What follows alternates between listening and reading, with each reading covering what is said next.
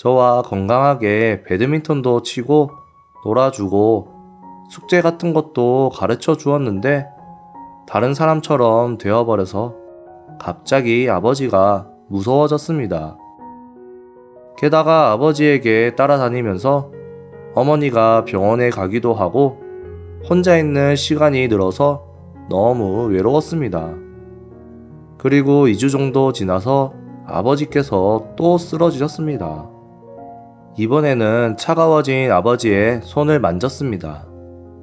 그렇게 따뜻했던 아버지는 이제 어디에도 없다는 것을 깨닫고 병실에서 울부짖었습니다. 아버지가 돌아가신 후에 저는 어머니와 함께 외갓집으로 들어갔습니다. 그게 어머니가 일하기 편해서 그랬던 것 같습니다. 저는 그때 초등학생이었으니까 어머니께서 일하는 동안 저를 봐줄 사람이 필요했는데 할아버지께서는 이혼하지 않으셨지만 같이 살진 않으셨고 할머니께서 저를 돌봐주셨습니다. 어머니는 야근 같은 것도 하셨으니까 저를 돌보기 힘드셨어요. 어머니랑 거의 못 보는 생활은 외로웠지만 할머니가 계셔서 기분은 괜찮았습니다. 상냥한 할머니이시고 밥은 꼭 같이 먹어줬고 제가 아버지 생각이 나서 울었을 때는 살며시 곁에 있어 주었습니다. 하지만 전혀 부유한 것과는 정반대의 생활을 하고 있었습니다. 아버지의 치료비, 입원비, 여러 가지로 돈은 다 쓰고 없고 힘든 일 하시는 어머니와 할머니의 연금으로 겨우 가족 셋이 살아갈 수 있을 정도였습니다. 그래서 친구들이 게임이라던가 뭘 배우던가 하는 걸 저는 못했습니다. 오히려 옷도 매번 입는 옷만 입고 연필도 아슬아슬하게 깎아서 썼습니다. 유행하는 문구는 한 번도 못 써봤죠. 초등학교 수학여행에서도 다른 애들이 기념품 구경하는 동안 저는 계속 버스 안에 있었던 건 지금도 잘 기억이 납니다. 어차피 기념품 가게에 가도 살 돈도 없었고 다들 뭐라고 하는 것도 싫어서 그냥 버스 안에서 혼자 있었습니다. 돈이 없으니 정말 비참하더라고요. 그래서 중학생이 되면 공부를 열심히 해야겠다고 생각했습니다. 공부 열심히 하고 좋은 학교 가고 그래서 좋은 직업을 가져야 이런 비참한 생활에서 벗어날 수 있다고 들었거든요. 학교에서도 특별히 동아리 활동을 면제받고 그 시간에 공부를 했습니다. 뭐 참고서 같은 거 살 수 있는 건 아니니까 교과서만 열심히 봤습니다. 갈수록 성적은 올라 상위권에 들게 되었습니다. 등수가 오를 때엔 공부 열심히 해서 다행이라고 생각했습니다. 이대로 좋은 고등학교에 들어가자 라고 생각했을 때였습니다. 할머니가 점점 이상한 행동을 취하시더라고요. 밥 먹는 걸 까먹거나 1인분만 준비하시곤 했습니다. 할머니께서 실수라고 웃으셔서 덩달아 저도 어쩔 수 없지 하고 처음에는 웃었습니다. 그런데 그런 것도 오래 가지 않았습니다. 할머니가 아무렇지도 않게 방 안에서 오줌을 싸고 화를 잘 내고 할아버지를 찾기 시작했습니다. 치매에 걸린 거죠. 그렇게 상냥했던 할머니는 저에게도 막말을 하게 되었습니다. 너 내 지갑 훔쳤잖아. 돌려줘. 그런 말을 들었을 때는 정말 힘들었습니다. 물론 지갑 같은 건 훔치지 않았습니다. 단지 할머니의 망상이 심해졌을 뿐이었죠. 그렇게 알고 있어도 돈 돌려달라는 건 저랑 어머니가 없어졌으면 하는 뜻인가 싶어서 매우 슬펐습니다. 제가 슬퍼서 울어도 할머니는 다가오지 않았습니다. 할머니의 간병비가 필요하게 되어서 어머니는 이를 손 놓을 수 없었습니다. 그러니까 거의 어머니랑 시간을 보낼 수 없었죠. 별로 어머니와 추억도 없네요. 근데 그렇게 일해도 할머니를 요양시설에 넣지 못했습니다. 정말 놀랄 정도로 엄청 비쌌습니다. 그래서 할머니는 집에서 계속 돌보게 되었습니다. 간병인은 제가 학교에 있을 때만 불러서 학교에서 돌아오면 그때부턴 제가 할머니를 돌봤습니다. 그래도 공부만큼은 어떻게든 해야 한다고 생각했습니다.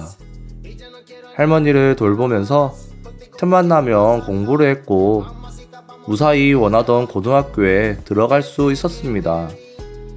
운이 좋아 학비도 면제받을 수 있었습니다. 하지만 좋은 고등학교에 들어갔다고 해서 별로 생활이 바뀌는 것은 아니었습니다. 학비만 면제였지 그 외에 돈은 들어갔습니다. 할머니의 치매는 해가 갈수록 심해졌고 간병비도 점점 늘어났습니다. 어머니께서는 생활비를 감당하기 위해 매일 야근하며 고생하셨고 공부 열심히 하는 것 말고는 할 수 있는 게 없었기에 정말 열심히 했습니다. 어머니 얼굴을 마주칠 수 있는 건 공휴일 아침이 전부였고 계속 혼자 공부하고 할머니를 돌보고 공부하고 간호하고 다람쥐 쳇바퀴처럼 하루가 돌아갔습니다. 저만 핸드폰이 없어서 학교 밖에서는 연락도 안 됐습니다. 좀 비참했습니다. 저만 다른 세계에 사는 것 같았고 자연스럽게 친구도 사귀지 못한 채 계절이 지나갔습니다. 공부를 하다가 할머니가 앓는 소리를 내면 집중이 안 돼서 공부를 중단하고 할머니를 보살피고 그런 것을 반복하다가 뭔가 제 안에서 툭툭 끊어졌습니다. 지금 힘내. 근데 그 지금은 언제까지 계속되는 거야? 편해질 수 있는 것은 도대체 언제야? 지금을 희생하면서까지 해야 돼? 머릿속에 잡념들이 자리를 잡아가니 할머니가 잠들어서 책상으로 돌아가도 뭔가 공부할 기분이 안 났습니다. 뭐랄까 펜조차 들 마음이 없어진다고나 할까요? 교과서 같은 건 이제 그만 보고 싶다는 생각도 들었고 이제는 열심히 할 수 없겠구나 라고 깨달았습니다.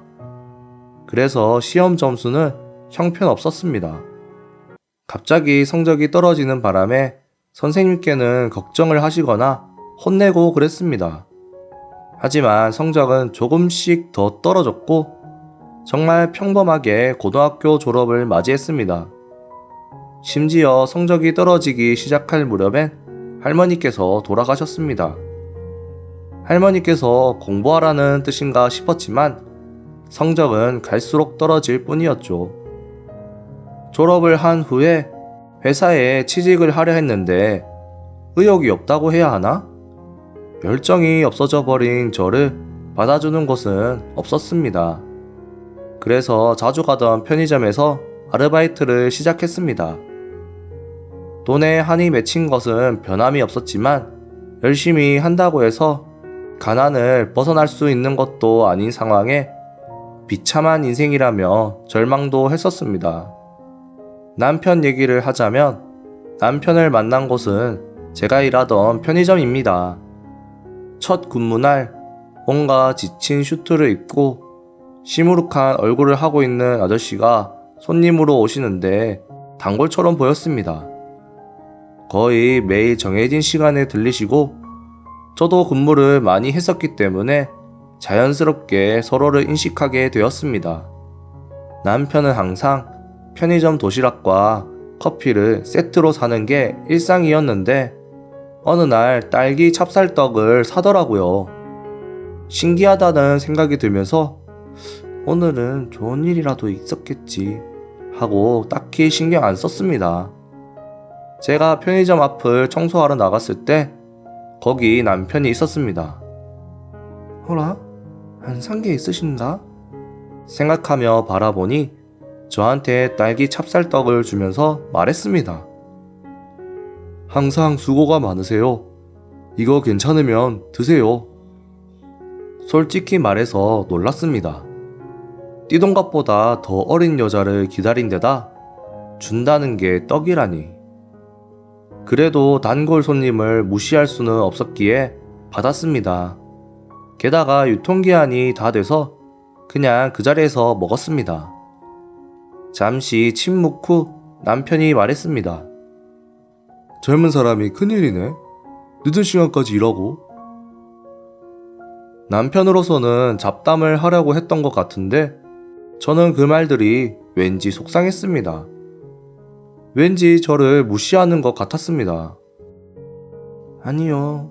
힘들어도 해야 해요.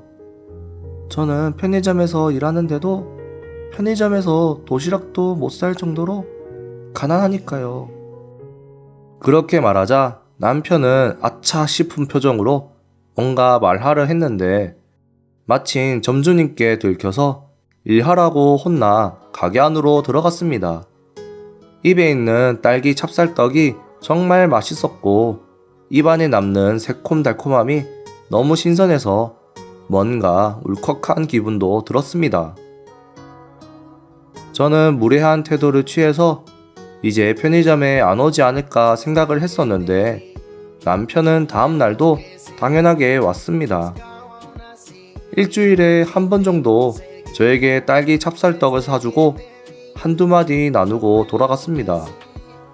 저는 그때도 아직 간식이라든가 디저트라든가 가난이 몸에 배겨 스스로 사려고 생각하지 않았기 때문에 공짜로 먹을 수 있어서 행운이라고 생각했습니다.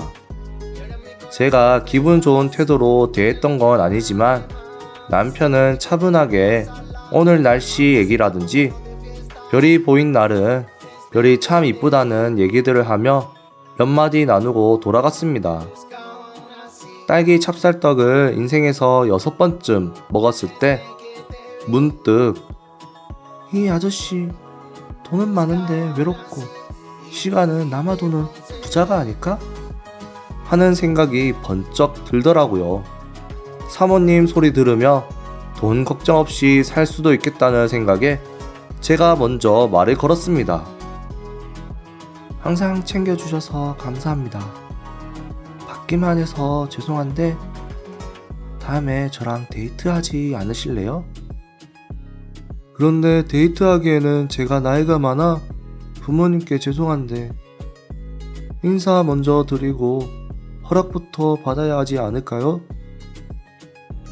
남편이 이렇게까지 외로웠나 싶었는데 어쩔 수 없이 한번 어머니 계실 때 집에 들리기로 했습니다. 약속을 하고 집에 간 날, 근데 어머니가 없었습니다. 갑자기 일을 하러 가야 한다는 메시지가 있었는데 그때도 어머니는 변함없이 일만 했기 때문에 어쩔 수 없다고 생각했습니다. 그렇게 빈집에 남자와 단둘이 있게 됐는데 그런 적이 없었던 저는 그 순간이 공포 그 자체였습니다. 물론 결혼까지도 생각하고 있었지만 온몸에서 식은땀이 났습니다. 어머니께서 많이 바쁘시구나. 연락해주지 않았어? 네, 제가 스마트폰이 없어서 연락수단이 없어요. 연락수단이 없다고 말하고 나니 눈도 못 마주치겠고 움직임 하나하나에 공포가 극에 다다랐습니다. 연락수단이 없다니. 편의점 아르바이트도 힘들지? 내가 사줄게. 핸드폰 사러 갈까? 공포로 굳어 있었는데 이번에는 놀람으로 굳어버렸습니다. 그런 저를 눈치챈 건지 못 챈 건지 모르겠지만 이러쿵저러쿵 하는 사이에 근처 핸드폰 가게에 끌려가서 생애 첫 스마트폰을 사게 되었습니다. 어떤 게 좋을지 몰랐기 때문에 추천해 주시는 걸로 샀는데 제 월급보다 더 비싼 가격이었습니다. 너무 비싼 가격에 미안해서 스마트폰 안 사줘도 된다고 했는데 남편은 괜찮다며 사줬습니다. 스마트폰이 담긴 종이봉투를 남편에게 전달받았을 때 제 입에서 나온 건 고맙다는 말이 아니었습니다. 저랑 결혼해주세요. 믿을 수 없겠지만 진짜로 한 말입니다. 저는 벌써 남편의 재력에 이성을 잃어 남편의 돈을 보고 결혼 제의를 했습니다. 응? 진심이야? 그럼 할까? 역시 남편도 깜짝 놀랐던 것 같은데 데이트 신청했을 때와 마찬가지로 남편은 좋다고 해줬습니다. 첫 데이트에서 프로포즈까지라니. 저희 어머니는 결혼하는 것에 탐탁지 않아 하셨지만 남편의 재력과 매력을 이야기해서 겨우 설득을 했습니다. 시부모님께서는 너무 멀리 사셔서 전화로만 인사를 드렸습니다. 아들이 줄곧 외톨이였는데 이제야 짝을 만났다며 기쁨으로 허락해 주셨습니다. 남편의 마음이 변할까봐 허겁지겁 혼인신고부터 하고 남편의 집에서 함께 살기로 했습니다. 나는 이제 부자야. 돈 이제 내 거야. 하며 얼마간은 저희 어머니께 생활비도 드리고 했습니다. 남편은 난 키우는 걸 매우 좋아하는데 집 곳곳에 난이 있고 난 키우는데 돈 쓰는 거 말곤 정장도 다 다를 때까지 입을 정도로 돈을 안 씁니다. 편의점 도시락을 샀던 것은 단순히 일 끝나고 밥 해먹기 귀찮아서 그런 것 같았습니다. 저는 남편과 결혼한 후 오전 시간만 파트타임으로 일하는 걸로 바꿔서 시간이 여유로워졌습니다. 그래서 편의점 도시락은 몸에 안 좋다고 말하고 요리를 하게 되었습니다. 그랬더니 남편이 너무 맛있게 먹어주고 별 요리가 아니어도 칭찬해줘서 고맙다고 엄청 웃는 얼굴로 말해줬습니다. 이거 잘 어울릴 것 같아서 샀어. 항상 밥 해줘서 고마워. 최신 스마트워치를 사주는데 제가 좋아하는 분홍색으로 사줘서 센스 있다고 다들 남편을 칭찬하더라고요. 매번 받기만 해서 뭔가 남편을 기쁘게 해줘야겠다는 생각이 들었습니다. 그로부터 일주일 뒤에 저도 남편에게 선물을 했습니다. 어머니가 선물을 할 거면 둘만의 추억거리가 어떠냐고 해서 저랑 남편의 시작이 딸기 찹쌀떡이었던 게 생각나 저녁 디저트로 살짝 딸기 찹쌀떡을 내봤습니다. 맛있네요. 너무 고마워요. 행복하네요. 그 말을 듣고 저절로 눈물이 났습니다. 왜냐면 지금까지 저에게 이 사람은 많은 돈을 썼는데 그에 대한 답례가 딸기 찹쌀떡인데도 왜 이 사람은 이렇게 좋아해줄까?